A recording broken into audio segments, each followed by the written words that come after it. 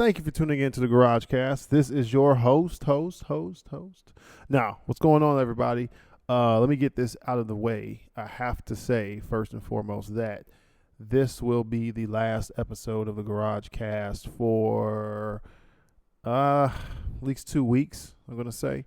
Can't say when I'll be back because I don't really know, but I do know that when I get back, I'll go ahead and upload some stuff. But with the nature of my job, I kind of have to go. Anyway, let's go ahead and talk about who this show is brought to you by. This episode, right? This episode is brought to you by Project 6 Killer Performance Gym. It's a performance gym for personal training, and it's an open gym. It's located in Norfolk, Virginia. Yeah, it's an open gym personalizing in personal training, powerlifting. They just did a grand opening the 27th of August. So they've been getting pretty good feedback. But that's who this episode is brought to you by, Project 6 Killer Performance. Check those guys out at project6killerperformance.com, or you can check them out on Facebook or Instagrams, whatever you want. Go check those guys out. They have. Oh, well, of course my phone is on. Sorry about that. They have quite a bit of Elite FTS stuff in there. Elite FTS equipment. So they have everything that you need to power lift, or if you need personal training, everything. They're pretty versatile. So go check those guys out. Project 6 Killer. Roll the music, of which I still don't have. Yeah, so I was talking to a few guys. They're saying, yeah, I should really get some music, and I need to. But I'm not too sure what kind of music. So if you know any places that I can get, that I can get royalty-free music, or if you know somebody that can play music, I'll pay them. Work for hire, right? Yeah, because I feel like that's the one thing that's missing here. Because I just start talking, which can catch people off guard. Anyway, so what's been going on with me? I'm glad you asked. So I'm still here, right? I'm yet to make a studio-esque room for recording. I'm still in the living room. That's where I am. So yeah, there's a lot of feedback. But hold on. Okay. But yeah, so I'm still I'm trying to get everything squared away here, right? But then I'm leaving. So what do? You just take care of the important things, like uploading episodes of the Garage Cast. So what have I been up to? Nothing much. I'm glad you guys asked. I'm still trying to get rid of Fat Hawk. So all I'm doing now is just running. I think I weighed in at 250 or something. I should probably call those Project 6 Killer guys up, right? But yeah, I'm just running now. I'm not really worried about weights. I'm not really worried about weight training, because running is about the only thing that I can consistently do with my schedule. So pretty much after work, I try to run or walk as much as I can. And let me tell you, it's a struggle. I think I've talked about this before, man. I try to just run 2 miles, just be consistent, not worry so much about speed or anything. Just trying to keep the body moving. And between dehydration and actual weight loss, or fat loss, I guess I'm getting pretty good results. I'm getting used to running again, which I think is great, right? But yeah, besides that, man, just running around here. I think I talked about this before, but me and some friends, right? We all went out, we went out the weekend, just, hung out, went to different places, and there's nobody. Yeah, I did talk about this. There's nobody here in this country that works at the stores and hotels and clubs that are from here. They're all immigrants, right? I'm like, all right, that's cool, whatever. It's kind of strange to me, but I've been here before. I got it. So what did we run up on? We went to a nightclub that had a salsa night instructed by I don't even want to say it was Pakistani. He It wasn't a daggone Mexican, Puerto Rican, Cuban, Spaniard. It wasn't any of that. But my man's was getting down on teaching folks the salsa dancing. Had some Elvis Crespo playing. I'm like, yo, the heck these dudes know about Elvis Crespo, right? But yeah, so that's the kind of stuff I see. And I think there may have been one. I don't know, man, but all Arab cats in there. Spinning, dipping, doing the two-step, dancing bachata, right? 1, 2, 3, 1, 2, 3. Yeah. Dancing the whole thing. I just thought it was strange because I'm in the Middle East at a club that has a salsa night, and there's not one, aside from the people I was with, not one Hispanic in there. But they were all dancing, gigging it, man. It was pretty slick. But yeah, man, it's just so. I guess now that I'm actually going out and seeing these things now, I notice that little stuff. I mean, like there's just no locals here. I mean, they're all local because they moved here, right? But there's nobody from here that's out here like that. And I was at the store the other day. There's nobody. There weren't any teenage kids, right? They were little kids, I don't know, maybe 10 years old, I guess. Little kids. But there weren't any 13, 14, 15-year-olds. I was looking around the stores, just like, hey, there really isn't anybody in here like that. And it's just different. In the States, you'll see, you'll see kids going around the stores outside. There's a few kids outside riding bikes and stuff. But it's just such a different, of course, it's a different culture, right? It's a completely different mindset over here. But just sitting back now and taking things slow and waiting for Ubers, right? And doing Michael Jackson dances. I start to really notice that stuff, man. I just thought it was kind of just different. That I'm actually sitting back and slowing down and watching this thing, man. So I don't know, man. Maybe I'm crazy. I probably could categorize myself as crazy. But yeah, man. I've been I don't know. I've just been rambling about this stuff. But that's the big thing. So what's next? We got your boy. Check this out. What's this guy's name? Kaepernick. So I talked to some guys at work, right? And just people in general about this dude, man. And the funny part is, this guy, he didn't stand up for the national anthem, right? Which is, I think it's an expectation of you as a professional athlete in this country. When the national anthem's played, you just stand up, right? No problem. But I think that the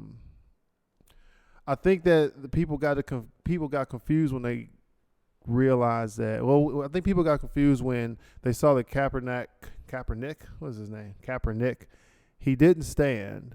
Well, you don't have to stand, especially an NFL player or any professional athlete, because, and I'm just saying this, I'm not playing devil's advocate, but he, even as an American citizen, he has no allegiance at that particular time to stand up during the national anthem. He just doesn't. And I think the fact that he doesn't have to, the choice that he made to not to stand, if that were specifically for his protests and all that good stuff that he's talking about, that was specifically for that, okay, that's great. But I think the problem was that he didn't stand up. Oh my gosh, how could he not stand up? Well, because he doesn't have to. If you ever think about that, you don't have to stand up. Well, it's to show your allegiance for America and the respect. Well, yeah, I get that, but you still don't have to stand up. There's a few people that have to stand up where there could definitively be negative repercussions as far as career, right? And number one is the United States military, right? I mean, I guess the president of the United States isn't a military member, but he or she, right? She, hopefully he. Let's not talk about that. But hopefully, he falls into that line of people that stand up during the Pledge of Allegiance with their hand over their heart, all that kind of stuff. Salutes NCOs, all that stuff, right? But people forget that this football player, professional athlete, he doesn't have to stand up, man. It's okay. And I don't know, was that his? Did he do that on purpose to get the attention and then turn around and talk about his issues? Not his issues, but what he did it for, to protest. My whole thing is, if he wanted to protest something like that, like, oh god damn it, I don't even want to quote this guy wrong. I'm trying to read this and then talk to you guys, right? But if he's going to protest, that's great. But I would have gone about it a different way, with social media, with whatever. He could start a YouTube channel, who knows? But if he's constantly talking about these things and constantly going out and doing something, I don't want to say in the communities because it's such a cliche, in the community, but he's physically doing something, going out of his way, outside of his job, mind you, to fight these fights, whether it's paying for a lawyer for somebody who supposedly got framed or something, whatever it is. If he were doing that for a few years and then this was one of the additional things to draw more attention to it, you go, okay, great, perfect. Yeah, it makes sense. He's been doing it for a while. But I haven't seen anything from him before this incident. So when he initially said something about it, I thought it was just a safe way to go. It's like when you're not successful, well, I'm being discriminated against, or somebody's holding me back. It's kind of a default. But I guess he's running with it. He wants to stir more. He wants to stir the pot a little bit more, and I guess that's fine if he wants to do that. But I just don't. I don't feel like the way he did it is productive. He's the one that he's just screaming that it's not right. Well, how much have you actually done? How much work have you done to fix it before you really raise that flag and go, look, I've been working for this long and it's still not right. Now we need to shine more light on it. It just seemed like, where else can he go now? He made this huge wave, and now he's just trying to. It seems like he's going to have a tougher time, a more difficult time trying to keep it going. Instead, that's just my opinion. I know I'm not right because I don't have anybody on this podcast with me, but I am right? But yeah, that was my whole thing. Is like, I get it, man. You don't want to stand. You don't have to. All right, it's cool. You're literally just a football player, just an athlete. There's nothing, or probably it may be something in their contract in the fine print, but there's nothing saying that you have to stand up during the national anthem. You have to do all of these things, right? Cool, no problem, man. What was his name? Oh man, Mahmoud Abdul Rauf for the Nuggets. He was a Muslim, right? And he didn't stand. It's just, okay, you don't have to. I think it's such a shakeup that people are kind of shocked and in awe and all this kind of thing. Same thing Terrell Owens did, pulling Sharpies out of his socks to sign stuff, and after making a touch there, catching a touchdown pass, like, oh my gosh, what is he doing? Well, he's just doing something. Now, if he did it all the time, he'd be like, oh, that's just T.O. It was like what Kaepernick did it all the time. Or I think there was a soccer player that takes a knee or something. That kind of stuff. They did it all the time. You just go, oh, okay, that's fine. But I felt like he was. I definitely felt like he was trying to backpedal. But I don't know, man. We'll see. We'll see in 4 months if he's still game to I guess protest this the national anthem standing during it. And I'm telling you, that's the thing. So you're telling me that he's never ever for the rest of his life, at least a professional career, he may only play 2 more seasons. Who knows? But you're telling me for the rest of his life he's never going to stand for the national anthem because of police brutality, and it's kind of silly to me. That's just me. Because I do a lot of things that I may not, in my soul, agree with doing. But I don't feel like making certain actions against the norm in this great in the bigger picture, that's not worth the hassle. So it just kind of frustrates me that one, he did it for that reason, but that people just got so upset. Oh my gosh. I definitely believe that people, and am I a hypocrite now? I definitely believe that people have to understand that their thoughts aren't someone else's actions. Oh, he should stand up. Well, why should he? Because you feel like you should stand up?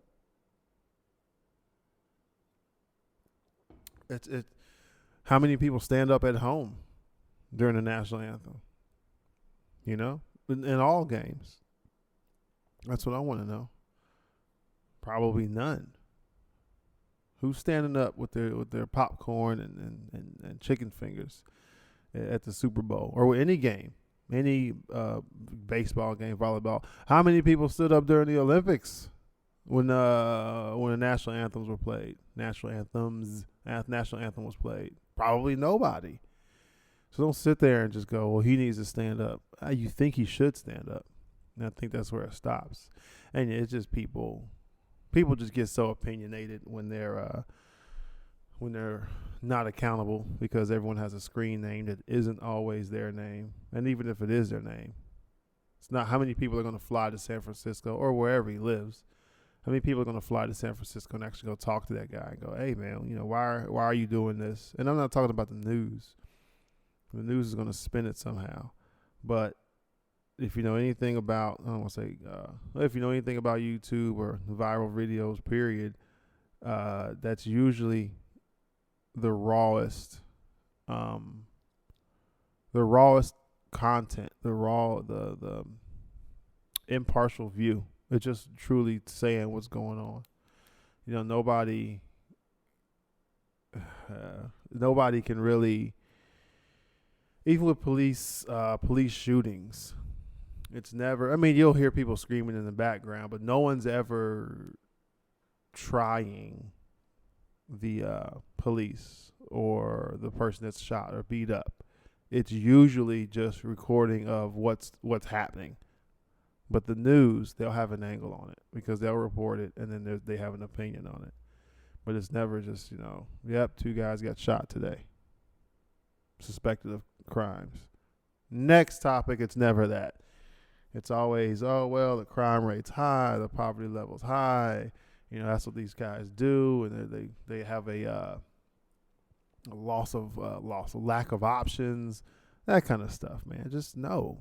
Let this guy do. My opinion on this, my opinion on this guy, this Kaepernick guy, is, look, man, if he wants to, Colin, if this guy wants to not stand for the national anthem while he's in his work uniform, right?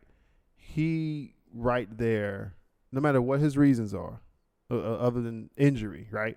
He has already set a timeline for how many people support him. So after he did that, after he didn't stand, I went, you can do whatever he wants to do, fine.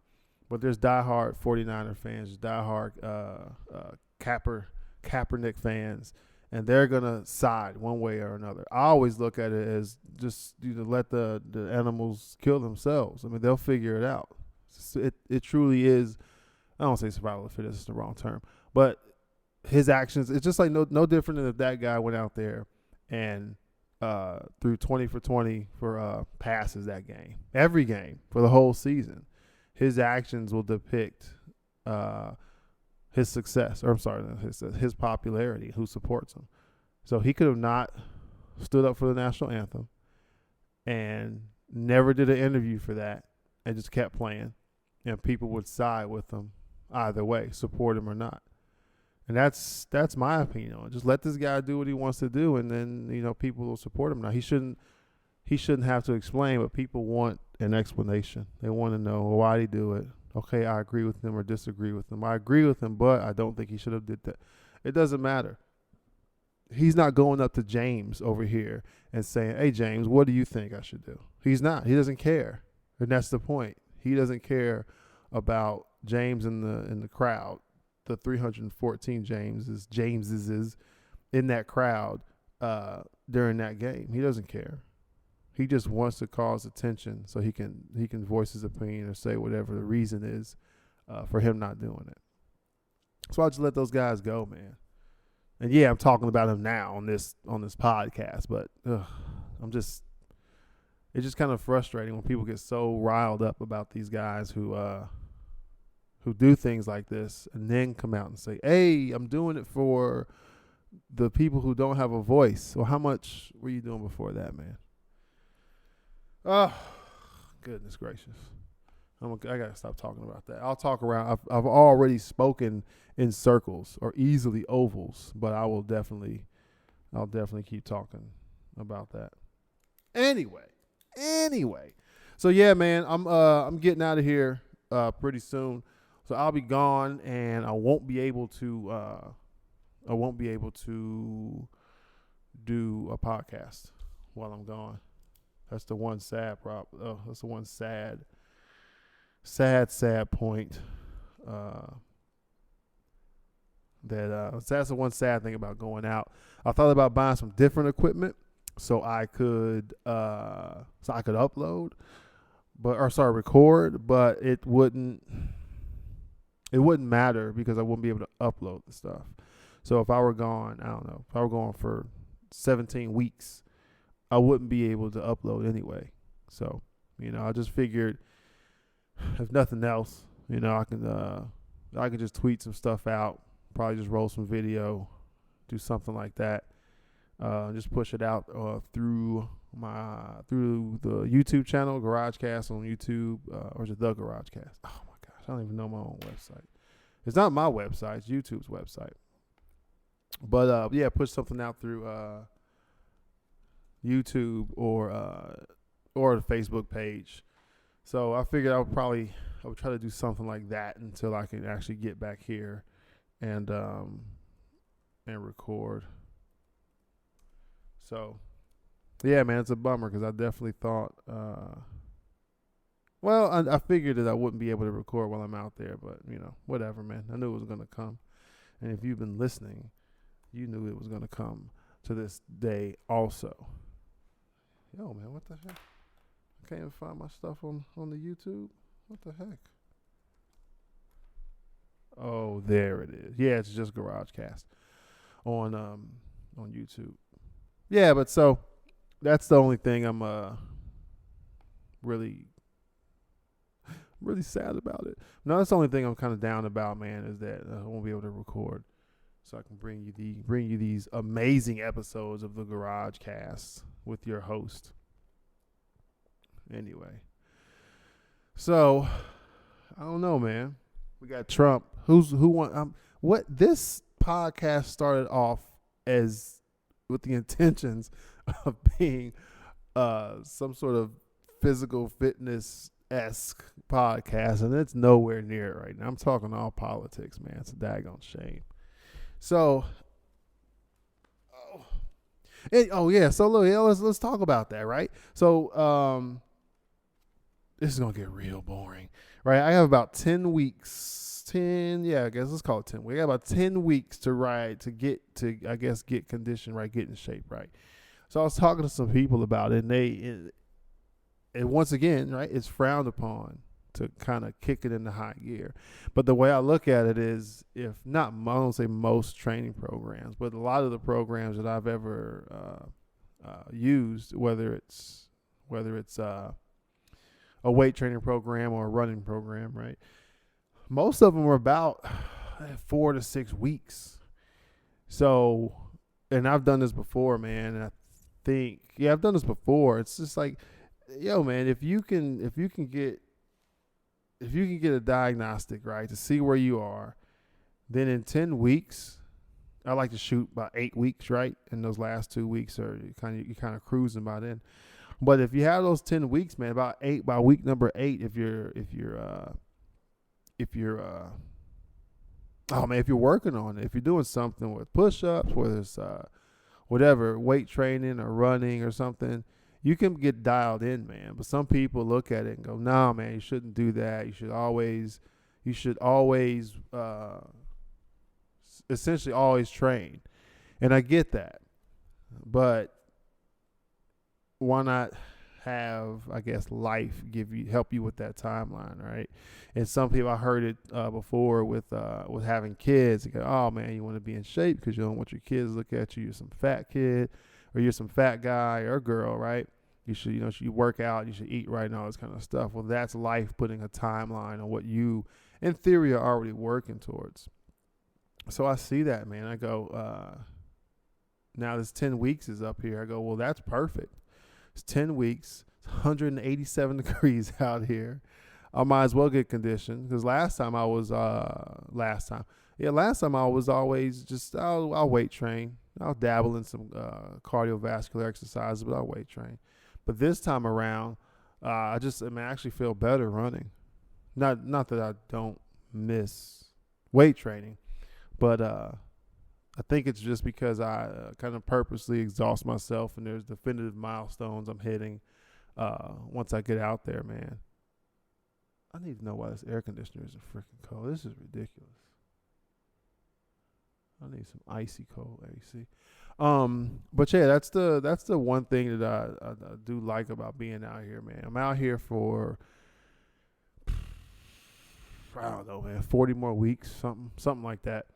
And this is the one time where you can kind of focus on you, just the circumstances of it being out here. And you can definitely ruin yourself with every place delivers all kinds of foods deliver out here, man. So you can mess around and be a fat kid and think you're getting somewhere. Hold on a minute. I gotta get something to drink.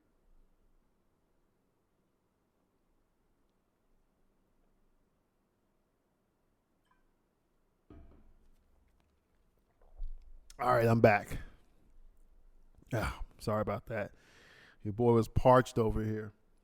But yeah, hopefully by the time, that's what I was getting at, was the 10-week thing, right? But then when I'm gone, I think I can dial it in even more just because of where I'm going. So man, I think when I get back, I'll be able to upload and I'll feel better. And I'll hopefully down a few pounds. Just chip away, because there's some people say, yeah, if you lose weight too fast, you can't keep it off. I don't really believe that. Now, if it's water weight, yeah, because it's between, you're trying to figure out, is it water weight, or is it fat that you're losing, right? But at my weight, I could lose 30 pounds in a month. And I think the reason I would lose 30 is because changing what I eat and then change my activity.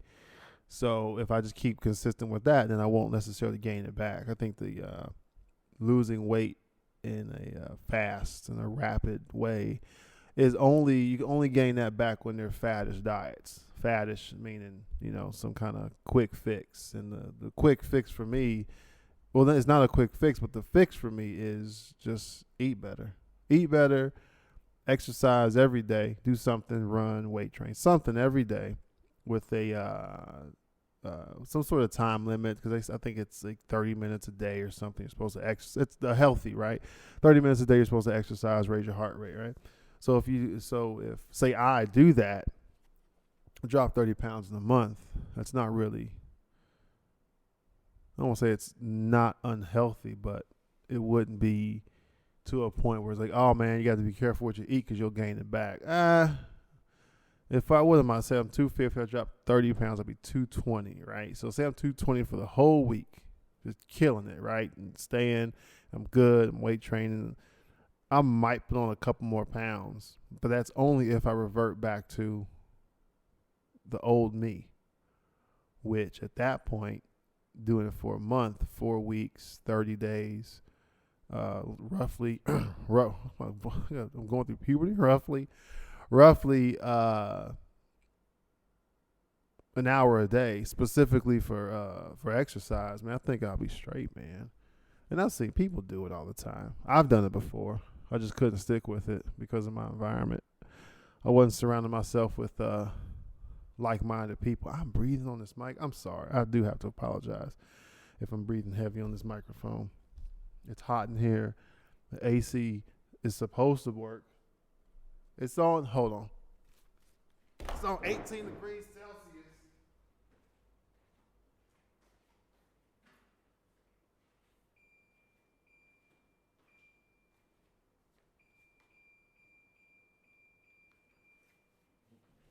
Oh. Sorry about that. Am I sorry? Yes, I'm sorry. I'm sorry. Man, I just don't know why this thing isn't getting icy. I need my shit. I need this thing to blow snow. Anyway. Yeah, man. So there it is, breathing on the mic. So yeah, that's the ultimate goal, is to get down about 30 pounds between eating better and just exercising consistently. That's I'm part of a Facebook group. It's a support group. No, I'm part of a Facebook group, man, and people will regularly go on there and they'll say, what's the secret, or how can I? A lot of the answer is consistency. How can I lose weight? How can I, what is it? Trim my waistline or whatever it is. Well, here are the exercises, or here's what you can eat, or whatever it is. But the biggest thing is consistency, and I think the easiest way to make it consistent is just make it part of your day. I mean, that's really it. At my leanest and healthiest, I would assume, I worked out every day, and it was every day. Well, it was a 6-1. So that last day, I wasn't particularly exercising, but I was still I would walk probably 3 miles. I don't know. I would just walk, kind of out of boredom, because of where I was. But regardless, it still counts as activity. So that 7th day when I don't have anything planned for training, I may very well still play volleyball, or I may very well still play volleyball. I may walk, but that was usually a day where I got a little loosey goosey with my diet. And I'd eat ice cream and cake or whatever it is. But the difference was, I knew I was eating that stuff, so I wouldn't eat it the following week. You know what I mean? Like I would eat it and I wouldn't feel so well, really, because I'd be full. So that's when I was like, I'm not going to have it this week. I'm still going to go eat some stuff that's good for me, have a nice breakfast and everything. But when it came to having cheat days per se, and I've talked about this before, I never believed in cheat days. It just it's almost given the day just way too much credit. You know what I mean? It's just, if it's a day where you want to eat flaming hot Cheetos or a slice of pie, well, just eat it. It's not a cheat day, because if you look at, and these are professional athletes, but if you just look at even the gym rat, right? If you look at these guys, they can have that crazy meal, maybe even a crazy day, but I just feel like calling it a cheat meal, and they can do that and get away with it because they're exercising. Their body is essentially a furnace, just burning energy. Your body's regularly compared to a fire, right? So you put too much wood in the fire, the fire gets low and it can't burn as efficiently. You don't put enough wood in the fire, then it doesn't keep the fire going as strong, right? So that's the theory. But if you make your body essentially a furnace, man. I'm not saying you can do this 6 days a week, but if you're eating pretty consistent, and usually what happens with anybody that gets stronger or runs faster or whatever kind of activity you do, usually their menu has shrank from having, literally, if you look at a menu at a restaurant, it went from everything on that menu is good, everything on that menu they can eat, and it gets shrunken down. Yeah, whatever. That list just that list gets smaller, and it's not to say that they can't have ice cream, but they definitely can't have it every day. So I think that's what ends up happening is these guys, I guess you can call them successful athletes or whatever you want to call them, gym rats, right? Their menu's pretty small. So when they do eat something out of the norm, one, their tolerance for it isn't as great, so they're not going to eat as much of it. They're just going to sit there. Say they eat a double cheeseburger, right? I guess that's pretty normal. I don't know. But they eat a double cheeseburger. They may only get halfway through their cheeseburger because one, it doesn't sit well with their body anymore. They actually start to, I guess, get sick. Or two, the calories and the grease or whatever these extra things that they're putting in their body that they usually don't get, those things are just making them full. So they end up eating half the burger. It's still just as bad, right? Because it's a burger it's a burger, and compared to what they usually eat, yeah, it's not good at all. So when to look at these guys or think that, oh, I can't have anything. Well, that's a good way to start, but the dangers are you what they call crashing or just basically buckling, and I just don't think that's good, man. And there's a couple ways you can do it. You can say, all right, well, I'm going to get all this bad stuff out of my house. I don't really care to do that because, I don't care to do that specifically, but if I'm going to have something bad, I won't have to work for it. So I won't necessarily buy, I used to buy, 12 packs of, Coca-Cola or whatever other freaking can pop there is out there. I used to buy those, and the problem is those were readily available, and I had them in the house, right? But let's say a burger isn't healthy for you, right? But if I have to cook that burger, or if I have the ground beef and, I want to make a cheeseburger or something, there's a lot more work put into that. Doesn't mean that I won't do it, but there's more time to think about it when I can either cook a burger up or grill a burger or just take one of my pre-made meals and pop it in the microwave and have food in 3 minutes. So I think that a big part of that is the balance. But then you run into going out, and I've talked about this before. Why do I keep repeating myself?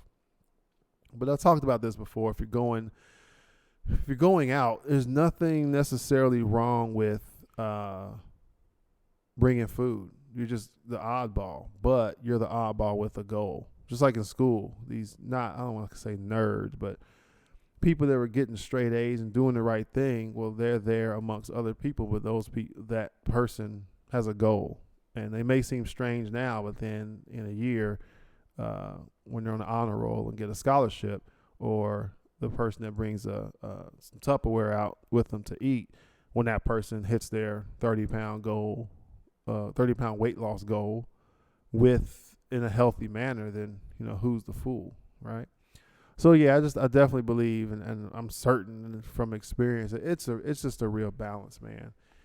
And there's different diet, I would call it diet restrictions, because there's things there's a ketogenic style. There's all these different styles out there. Whichever one you go with, I'd say use it as a guide. Right now, say you're doing a ketogenic diet or a paleo diet, something like that essentially eliminates breads and dairies and things that are, I guess, commonly eaten, right, by the normal overweight American. I just say you have to remember to not be so strict, but say you do whatever diet it is, right? It says, say it's no bread. Now, does that mean you can't have a Ritz cracker? I would say no. The book would say yes, right? You can't have it. No, you can't have that. Nope, you can't have it. Nope, the book says. But I would say, man, if you want peanut butter and crackers, man, dish it up. Why not? Because that's the thing is, that's the one thing that you can have that is filling. And I just said peanut butter and crackers for just out of nowhere, but it's filling, and it's not so crazy. Now, yeah, if you say I want to eat, because, oh, man, I've done it before. If you want to eat an entire family size box of Pop-Tarts, that's wrong. You might not want to do that. Along with the fact that Pop-Tarts don't go stale. If you ever noticed that. Oh, well, I don't think anybody has ever had old Pop-Tarts. But yeah, they won't go stale. You can leave them outside for a week and they won't mold, which is kind of strange. But yeah, man, that's I'm trying to figure this out, and I'm kind of glad that I am leaving, so I can go focus on this. Not that it's so hectic here, but I'll be where I'm going is just so isolated, man. It's once you get into the routine, the day to day, the 24 hours in the day, so 10 hours of the day will be spent doing this. You'll have 3 hours for free time. Once you get into that rhythm, that's what I think can help me, and it has helped me. The best times, the most successful I've been in weight training or any kind of physical fitness is when there was a guide, some sort of first hour of the day I'm doing this, next 2 hours of the day I'm doing that. Lunchtime. As long as if I can stay on that, then things are easy. And I think that's what some people lack, right? When it comes to trying to get physically fit, they just make that time of the day. That's what they do. Everyone else will adjust as long as you're not doing it in the middle of the workday when you're supposed to be working. You have 8-hour work day. Do it before or after. Other people will kind of adjust, man. And you can get it in. So yeah, that's my whole opinion on I guess physical fitness and how to get there, man. And I mean, even not to I'll bring up Project 6 Killer, but there's people out there like that at all these gyms. Project6killer.com. There's people out there at all these gyms and all these people with knowledge, and there's the internet, but sometimes people need that hands-on thing and even accountability in a place like, I would say a place like Project 6 Killer is good because it's still, they're in their infancy and they're small, so it's more intimate now than go to a place that has 40 trainers and you're just a number, so to find a place like that, I think some people need it. Only thing I needed was a workout partner, and it was never necessarily a direct push like, hey, you need to do 10 more minutes of running, or it was never anything like that. There was just a natural I just lost my train of thought. Oh, there was a natural competition, just that I'm going to do as many repetitions as this guy. I'm gonna lift as much weight as this guy, or if I'm not as efficient in this exercise, I can get him over here. There was just that kind of thing that really kept the drive going, And then once again, I'm telling you, it was regimented. It was get off work, we go eat, but an hour and a half later, we're going to the gym. So it was very even when he didn't want to go or they didn't want to go. I've had quite a few over the years, right? I would still go, and I have to say that workout was never as intense because I put myself in an environment that had a workout partner. Without that person, it's just like, it's not the same. I'm still going to do all my exercises, but it's just not the same. So be it. So whatever you have to do, man, to get down and dirty and really achieve your goals. It's not necessarily even about fitness or dropping weight or being healthy. Physically healthy. If you have to put yourself around certain people to become successful, and I'm not talking about yes men, I'm talking about people in the community or in that group that you want to be in, that you want to be successful in, then do it. That's the same. I'm not running by myself when I'm here. It was all a dream. No, it started off with one guy, and we were running in when I was in Virginia, ran together, and then now there's 3 of us. So hopefully that still builds, and what happens is you'll see it. You're working on something that's moving forward, that's positive, and people will tag along, or you'll invite people, whatever it is, and then you're all moving towards this bigger goal, and everyone's goal isn't at the same mark, but you'll all get there. You know what I mean? I don't know, man. I just feel like it's so easy, and now the fact that I'm leaving, it's going to be a bit easier because there's a better structure there than here. Well, I don't know, man. So I think that's a wrap. I've talked for quite a while. It's kind of surprised. That's one thing people say. It's surprising that I can talk for so long. I'm like, I mean, it is long just sitting here by myself, but I just nod my head and say thank you. But I don't know if they're being honest or not.